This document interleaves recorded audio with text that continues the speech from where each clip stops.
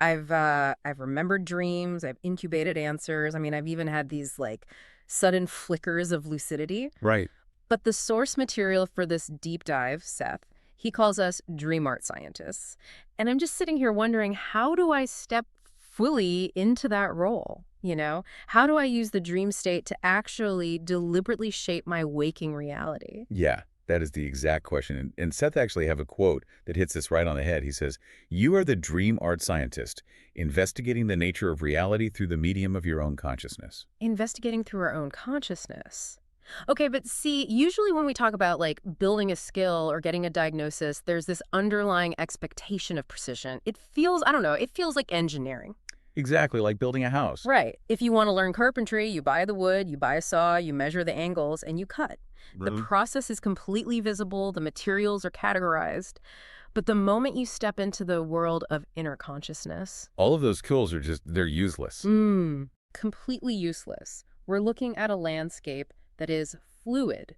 It's murky. It totally defies the standard measurements of cause and effect. Well, and that's the thing. The source material we're diving into today, specifically dreams, evolution, and value fulfillment, Seth, dreams and projections of consciousness, and the nature of the psyche, it insists that this fluid, murky dream state isn't just some byproduct. It's actually the foundation of everything we consider solid. Which is a massive paradigm shift for most people. It really is. And the mission for this deep dive is to explore the actual mechanics of the dream state, not as this passive theater of the mind where you just watch things happen, but as the primary laboratory of existence. Okay, so we really need to establish a framework for how we talk about this because my instinct, and I think a lot of people feel this way, is to immediately compare the dream state to, like, sandbox mode in a video game. Oh, that's a good analogy. Yeah. Right. You turn on sandbox mode and the normal laws of physics are just totally turned off. You have infinite resources. You can spawn any item. You can fly. You can build impossible structures. And nothing can actually hurt you. Exactly. It allows for infinite play without consequence. But the challenge is, it's one thing to build castles in a sandbox where you're safe. How do we export those castles into the survival mode of our daily waking lives? Like, how is all this Seth material not just beautifully articulated escapist fantasy? Right, that's the crux of it. But Seth actually inverts that entire premise. Yeah. In your sandbox analogy, you're treating waking life as the primary reality, the real survival mode. Yeah. And the dream is the secondary consequence-free playground. Right. Seth argues the absolute opposite. He says the dream state is the primary creative laboratory, and the waking world is the delayed result. Right. Waking life is the delayed result. Yes. To truly understand the mechanics of this, we have to look at Seth's definitions of Framework 1 and Framework 2. Okay, let's break those down because those terms are everywhere in the text. So Framework 1, that's our everyday, linear, physical reality, Yeah, the waking world. where time unfolds moment by moment, cause and effect seem rigidly enforced. It's the world governed by our 5 physical senses. Exactly. But then you have Framework 2, which is entirely different. It's this vast, timeless, inner psychological medium. Seth actually describes it as the mental studio, where all events are actually created before they physically manifest in Framework 1. Before they manifest. Before is the operative word there. Framework 2 is the origin point. Think of it like this. If Framework 1 is the dining room where the meal is served and eaten, Framework 2 is the kitchen, where the ingredients are conceptualized, chopped, cooked. Okay, I like that. So in the dream state, we're basically hanging out in the kitchen. Exactly. You are operating directly within Framework 2. And this directly addresses your concern about it being an escapist fantasy. In physical life, in Framework 1, there is a built-in lag time between the conception of an idea and its physical construction. Right, like if I want to build a house, I can't just think of it. I have to draw blueprints, buy lumber, physically hammer nails for months. Right, that lag time is a buffer. But in Framework 2, in the dream reality, that lag time does not exist. Thoughts, emotions, and intents materialize instantly. Instantly. Seth calls these instant materializations pseudo-objects, right? He does, yeah. So the sandbox isn't just a place to mess around. It's an environment where the physical buffer is completely removed so you can see the immediate, unedited result of your psychological state. You think of a house, and the electromagnetic energy of your thought instantly coalesces into the shape of a house. And because there's no lag time, the feedback loop is instantaneous. You're directly manipulating the raw electromagnetic energy of thought. And we should probably define what we mean by electromagnetic energy here, because it sounds a bit sci-fi. Right, yeah. Seth is not using this as a poetic metaphor. He posits that thoughts possess an actual, matterable validity in non-physical space. They vibrate at specific frequencies. In Framework 2, those frequencies bind together to form mass the exact same way physical atoms bind together in Framework 1. Okay, wow. So when you achieve lucidity, which means you wake up to the fact that you're dreaming while you're still within the dream, you are suddenly consciously aware inside that mental studio. You're awake in the kitchen. Awake in the kitchen. And when you cross that threshold into lucidity, you transition from being just a passive observer of the dream to the active director of that energy. Exactly. You aren't just watching the pseudo-objects form anymore. You're dictating their formation. You can consciously change the dream environment. You can summon specific figures to rehearse difficult waking outcomes. You can rewrite the physics of the space? Yeah, and this active manipulation drains the consciousness to trust its own creative power. By seeing your thoughts materialize instantly in the dream, your psyche learns the mechanics of creation firsthand.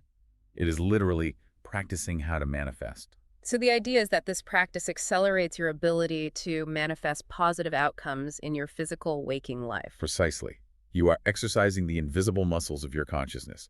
You're learning how to hold an intent without contradiction, just like you'd exercise your physical body at the gym. Okay, the theory is incredibly compelling, but the practical reality of executing this is, well, it's notoriously difficult. Oh, absolutely. It's so hard. Right. My own experience with lucid dreaming, and the literature really supports how common this is just full of friction.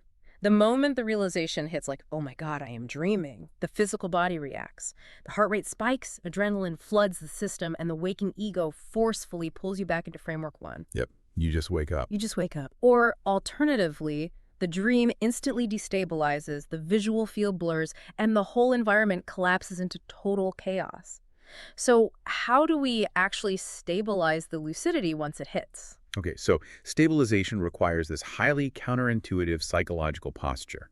Seth gives explicit instructions for this. The very first rule is to stay calm and objective. Calm, but it's so exciting. I know, but the waking ego is heavily conditioned by the rigid rules of Framework 1.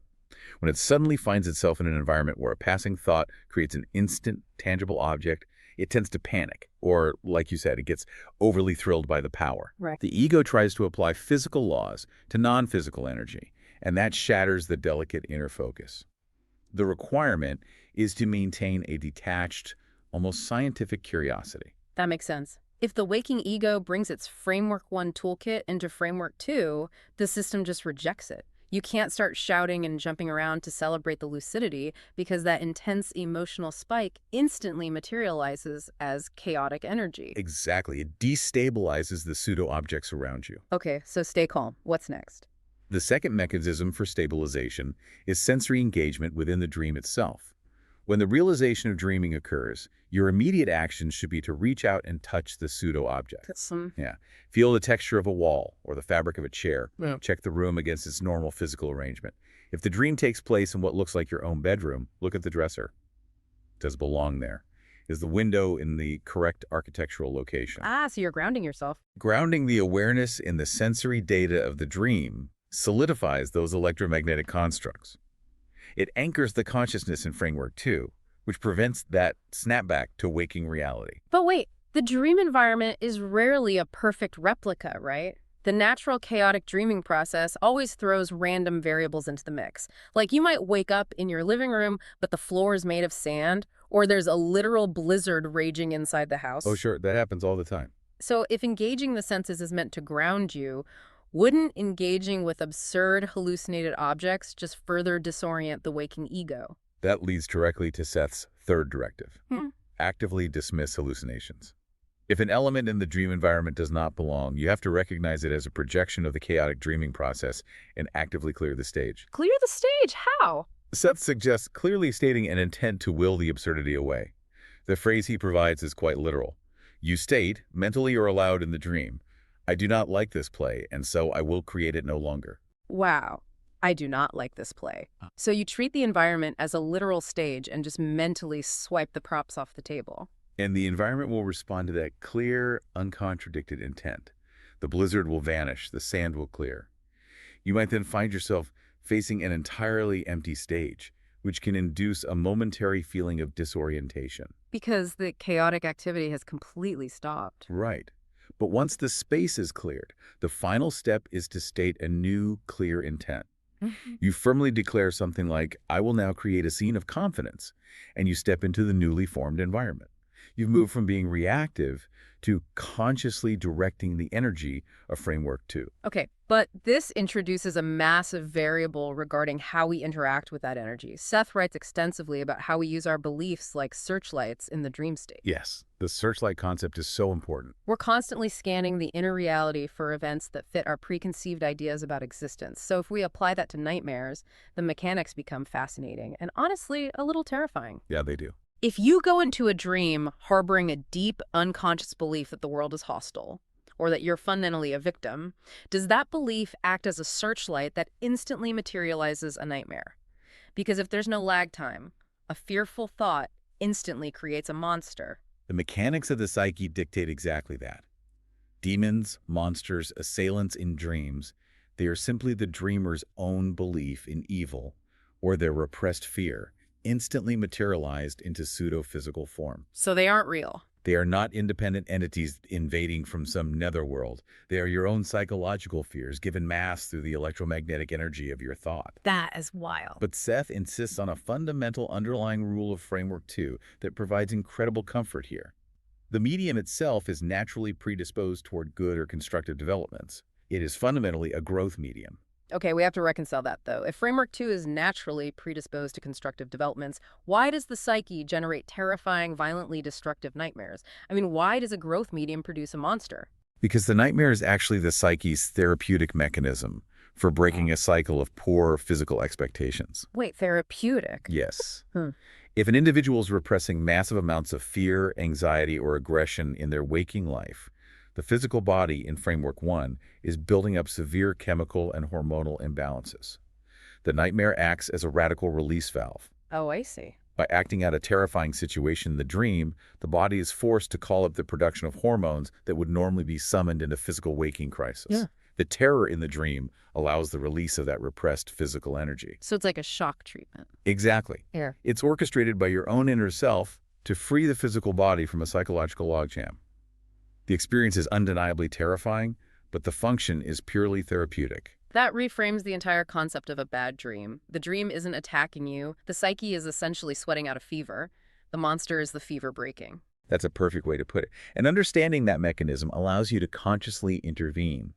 If you realize you're having a nightmare and you manage to trigger lucidity, you can look at the assailant and recognize it for what it is, your own materialized fear. And then you can consciously change the script. Because you understand you are the one projecting the energy. Okay, but we're discussing these mechanics as if we're analyzing like a sterile lab experiment, mapping out how energy flows from Framework 2 to Framework 1. But the woman who channeled and wrote this material, Jane Roberts, she wasn't operating in a sterile lab. No, she wasn't. She was literally trapped in a hospital bed.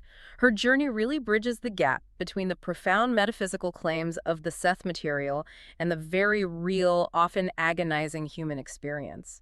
She was a dedicated dreamlight scientist who documented her inner excursions with the same meticulous rigor a physicist applies to raw data. Oh, absolutely. Her dream journals were treated with the exact same reverence as her waking Seth session notes. She didn't view dreams as just, ephemeral nonsense to be discarded when she woke up. She recognized them as vital data points in her ongoing effort to map what she called the inside of consciousness. Right. She used lucid and highly vivid dreams to achieve tangible breakthroughs. I mean, entire chapters for her books, like The Education of Oversoul 7, were received and structured while she was fully immersed in the dream state. But the juxtaposition of her inner vitality and her physical decline is it's the most arresting part of the source material for me. Jane suffered from severe rheumatoid arthritis. Her condition deteriorated so drastically that she spent 504 consecutive days in a hospital in Elmira, New York. 504 days. We're talking about a woman whose weight dropped to 82 pounds. She lost her hearing for a time. She battled severe thyroid issues. She was almost entirely immobilized, confined to the rigid clinical reality of a hospital room in Framework 1. It's heartbreaking. Yet during that exact period of intense physical confinement, Her dream life exploded with mobility. She meticulously recorded dreams where she was walking normally, running, dancing, experiencing complete physical freedom. And Seth's analysis of these dreams completely bypassed the traditional psychological interpretation, right? He didn't suggest Jane was merely generating wish fulfillment fantasies to temporarily escape the psychological torment of her failing body. No, which is what most psychologists would say, the mind retreating into fantasy to protect itself from trauma.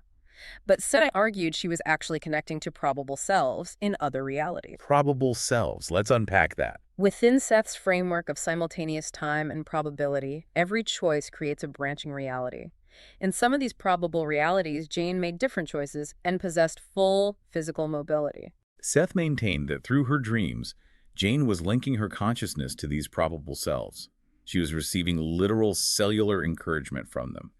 The freedom she experienced in Framework 2 was not an illusion. It was a connection to an objective, alternate reality where that vitality existed. So she was attempting to draw that electromagnetic vitality back into her immobilized body in Framework 1. Exactly. And her mastery over the materialization process in the dream state was staggering, even as her body failed. There's this specific entry in the sources about her creating what she called a black thing in a dream. We really need to dissect the physics of this event because it fundamentally redefines what a dream object is. Oh, the black thing incident. Yes, that is a perfect case study in the mechanics of Framework 2. Yeah. Jane had this vivid dream where she consciously materialized a creature out of her own psychic energy. Seth referred to this creation as a dual hybrid construction. A dual hybrid construction. What does that actually mean? The critical mechanism here involves the binding of electromagnetic thought energy. When Jane focused her intent to create the creature, she projected a massive amount of her own energy into that specific form. And the energy bound together, creating a quasi-stable construct in non-physical space. The implication being that when the dreamer wakes up, the object does not simply vanish into nothingness. The energy has been organized. Right. The energy can be transformed, but it cannot be annihilated simply by the withdrawal of attention. When Jane woke up and her consciousness snapped back to Framework 1, she severed her immediate attention from the dream. But the energy she used to create the creature had already coalesced. It stayed there. Yes. The construct gained a level of independent reality. It was set free to exist and evolve within its own dimension. The dream world possesses its own objective reality, and the pseudo-objects we construct there have an enduring electromagnetic validity. They don't depend on our constant observation to exist. Okay, let me make sure I'm getting this. If I create a character in a lucid dream and I imbue that character with enough concentrated emotional and psychological energy, it continues to exist in Framework 2. Yes. It isn't just a two-dimensional cardboard cutout that folds up when I open my eyes. It possesses a form of mobility and life. It becomes a localized field of consciousness. It's born from your energy, but no longer entirely dependent on your focus. Man, that is intense. But this brings me to a massive point of friction, and we cannot gloss over the contradiction of Jane's suffering. We can't. It's the elephant in the room. Right. I'm looking at her life. I'm comparing her dream journals to hard data logs. She is an absolute master of this material. She can create dual hybrid constructions that survive her waking. She can visit probable selves and experience full cellular mobility in Framework 2. So, if Framework 2 is the kitchen where reality is cooked, and Framework 1 is just the dining room where the meal is served, why couldn't she just dream herself better? If she had access to the source code, why did the physical avatar continue to degrade until it was 82 pounds and immobile? We have to ask if there is a hard limit to how much the dream state can alter the physical body. The source material addresses this head-on, and it's the exact crux of the human dilemma. The contradiction between her inner mastery and her physical suffering is explained through a psychological bottleneck Seth called the sinful self. Okay, when I first read the term sinful self, it sounded entirely out of place. It sounds like religious dogma slipping into a metaphysical text. What does it actually mean in the context of her illness? I know it sounds super Catholic, right? Right. But it had nothing to do with religious sin or morality. Seth used the term to describe an incredibly deep-seated unconscious belief structure Jane harbored. She held a core conviction that she had to be a super perfect being. Yes, she felt an overwhelming, crushing responsibility to carry the weight of the world, to be spiritually and intellectually infallible. Simultaneously, she harbored deep, unexamined fears about the vulnerability of the physical body. Ah. Seth explained that her sinful selves created a superhuman self-image that demanded absolute perfection. The pressure of this demand basically encased her physical body in concrete.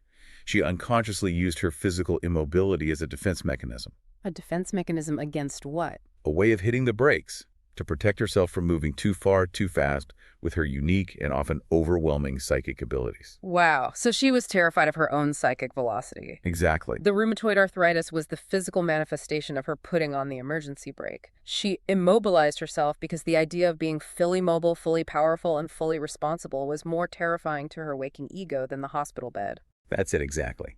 The dream state offered her profound psychological healing. It offered her literal blueprints for physical vitality from her probable selves. The energy was available. But physical healing requires the conscious waking ego, the framework oneself, to fully accept, trust, and implement those therapeutic blueprints. And she wouldn't do it?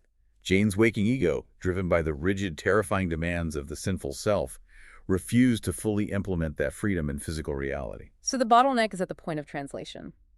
The dream can provide the perfect architectural blueprint for a healthy house. But if the waking contractor looks at the blueprint and refuses to build it because they believe the ground is cursed or because they are terrified of what happens when the house is finished, the house will not be built. Precisely. The failure wasn't in framework 2. The failure was the waking ego's refusal to accept the gift. And her physical body finally had to break down the super-perfect image by forcing her into the hospital. It made her entirely helpless, stripping away her ability to be the superhuman caretaker so she could realize she was allowed to be vulnerable. That is so profound. Seth explicitly told her that in the hospital, the impractical self-image finally cracked and crumbled. Her weaknesses were out in the open. She realized she was just a creature asking for aid. Paradoxically, that surrender gave her the psychological room to begin moving and healing because the pressure of perfection was gone. It's a profound reminder that even a master of the inner senses can be paralyzed by an unexamined core belief. Totally. So the critical question becomes, how do we avoid that bottleneck?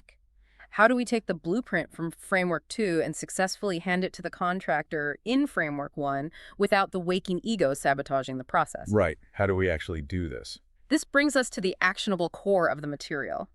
We've analyzed the structure of Framework 2, and we've examined the profound complexities of how Jane Roberts lived it. Now, we need to map out how you, the listener, actually execute this tonight. The sources provide a specific methodology, the Lucid Creation Protocol. The protocol begins long before sleep occurs. It's rooted in the preparation of the mind. The waking ego must set a specific, unyielding intention.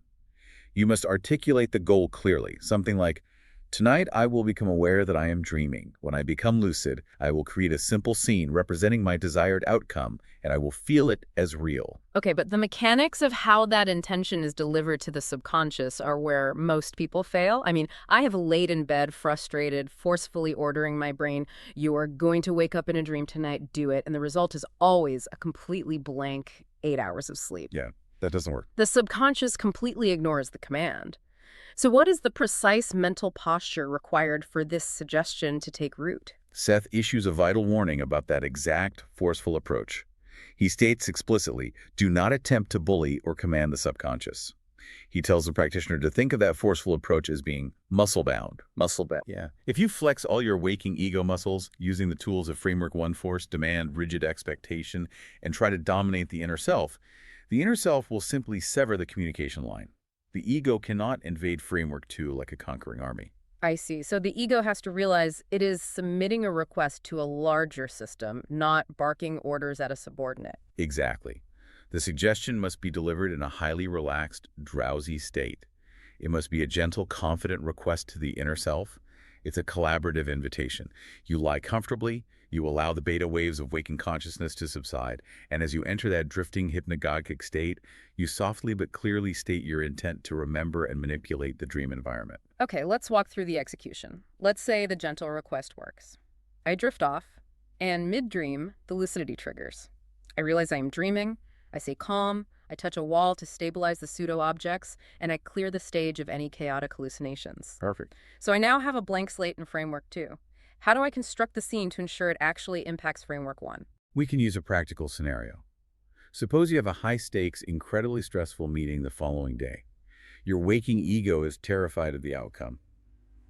In the lucid dream, on your cleared stage, you consciously conjure a simple scene of that meeting. You visualize the boardroom or the faces of the people involved. Okay, I see the boardroom. But the visual construction is only the shell. The critical mechanism is that you must consciously generate the profound feeling of confidence and success within that scene. The feeling is the engine. But why isn't the visual projection enough? If I see the successful meeting in the dream, why doesn't that translate? Because in the reality of Framework 2, emotions and feelings are the actual atoms and molecules of the environment. A visual without the corresponding emotion is a hollow construct. Seth explains that the dream reality has immediate, measurable chemical and hormonal effects on the physical body resting in the bed. Wow, okay. When you generate a profound feeling of confidence in the lucid dream, you are actively manipulating your body's neurology.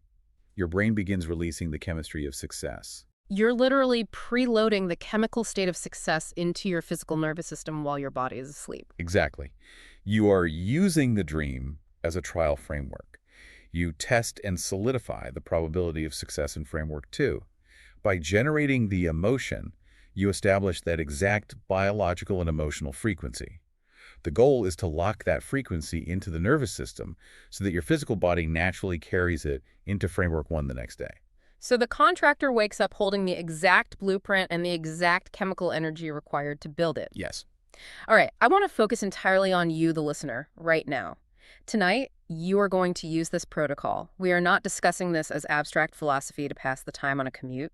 Tonight's sleep is an active experiment in the mental studio. You're going to practice manipulating the raw material of your waking life. And to anchor this experiment, Seth insists on a physical action in Framework 1. You must keep a pen and paper directly beside the bed. Not across the room. No, not on a desk across the room. Right next to your hand. The physical presence of that notebook acts as a waking world anchor for your dream world intention.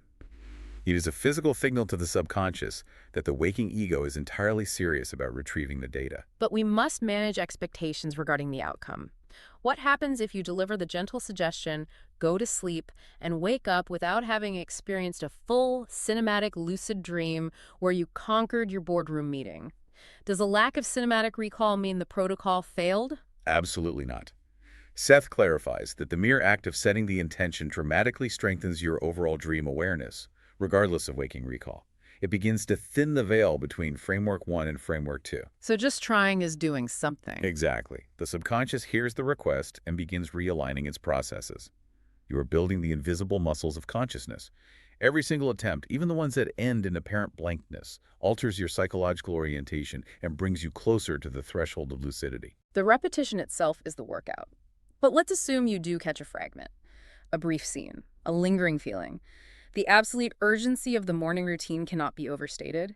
You must write down any fragment of recall the absolute second you wake up. Before you look at your phone, before you sit up, before you even fully stretch your muscles. Yes. The window is tiny. Why is the window for capture so incredibly narrow? Because the waking ego acts as a severe, often ruthless censor. The moment consciousness transitions fully back into Framework 1, the ego resumes control. And the ego is deeply uncomfortable with the physics of Framework 2. Oh, I bet. If you retrieve a dream memory where you were flying over a city or conversing with a deceased relative, the ego immediately recognizes that this data violates the laws of waking physics. Its instinct is to immediately touch up the memory, disguise it as nonsense, or simply delete the data entirely to protect its rigid understanding of reality. It just wipes the hard drive. Pretty much.